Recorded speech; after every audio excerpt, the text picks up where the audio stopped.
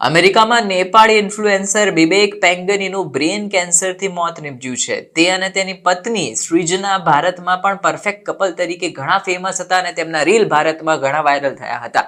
આવા કપરા સમયમાં પણ તેમની પત્નીએ એક પણ ક્ષણ બિબેકનો સાથ નહોતો છોડ્યો અને હર હંમેશ તેના પડખે ઊભીને સેવા કરતી હતી. બિબેક પેંગનીએ ગુરુવારે અંતિમ શ્વાસ લીધો હતો. એવું કહેવામાં આવી રહ્યું છે કે બ્રેન કેન્સરની આ જંગમાં તે હારી ગયો છે. સોશિયલ મીડિયા ઉપર તેમની પત્નીએ અંત સમય સુધી પતિનો સાથ આપ્યો અને સતત સેવા કરી હતી.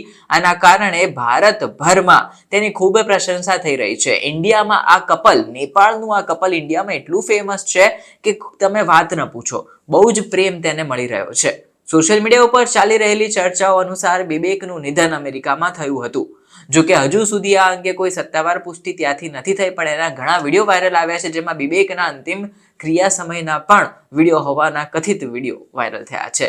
પરંતુ આ સમાચાર સામે આવ્યા બાદ લોકોએ સૃજનાની સોશિયલ મીડિયા પોસ્ટ ઉપર દુઃખ વ્યક્ત કરવાનું પણ શરૂ કર્યું છે, કોમેન્ટ્સ કરી છે. આ સિવાય લોકો સૃજનાની બીમારી દરમિયાન તેની સાથે રહેવા બદલ વખાણ પણ કરી રહ્યા છે. સૃજના કે તેમની પત્ની જે હતી તે પતિના બીમારી સમયે સતત પોસ્ટ કરતી હતી, તેમની સેવા કરતી હતી અને એક પણ દિવસ એવો નહોતો કે તે પતિ સાથેના સ્ટોરી મૂકવાનું ભૂલી ગઈ હોય.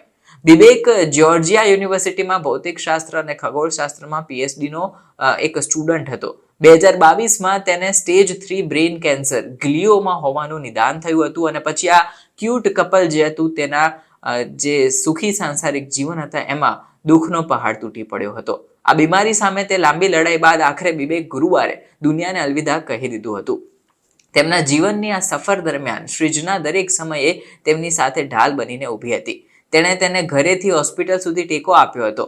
લોકો એમ પણ કહેતા હતા કે એવા સમયે જ્યારે લોકો નાની નાની બાબતો પર છૂટાછેડા લઈ લે છે ત્યારે સૃજના જે છે તે એક રોલ મોડેલ છે. હવે આપણે એ જાણીએ કે ગ્લિયોમા શું છે. US નેશનલ કેન્સર ઇન્સ્ટિટ્યૂટ અનુસાર ગ્લિયોમા એ ગાંઠોનું એક આખું જૂથ છે જે મગજ અને કરોડરજ્જુના ગ્લિયલ સેલમાં વિકાસ પામે છે. આ ગ્લિયલ કોશિકાઓ સેન્ટ્રલ નર્વસ સિસ્ટમમાં ચેતાકોષોને સમર્થન અને રક્ષણ પૂરું પાડે છે. તેમને સાજા કરવામાં પણ મદદ કરે છે. એટલે કે આ કેન્સર લો ગ્રેડથી લઈને હાઈ ગ્રેડ સુધીનું હોય છે, જેની સામે બિબેક જે છે તે કેન્સર સામે હારી ગયો અને તેનું મૃત્યુ થયું હતું. અત્યારે સોશિયલ મીડિયા ઉપર બધા લોકો સૃજનાને સાંત્વના આપી રહ્યા છે.